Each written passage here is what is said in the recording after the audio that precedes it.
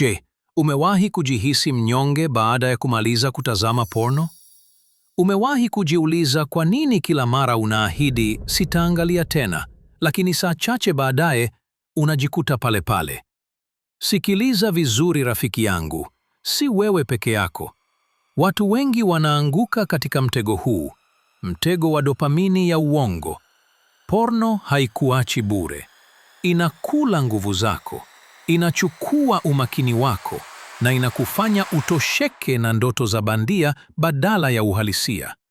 Lakini leo nataka nikueleze ukweli huu. Unaweza kuacha. Sio kwa sababu ni rahisi, bali kwa sababu wewe ni mtu ambaye unaweza kujidhibiti. Kila mtu ndani yake ana nguvu ya kuchagua. Kuchagua ukuaji badala ya utumwa. Kuchagua nidhamu badala ya tamaa. Kwanza,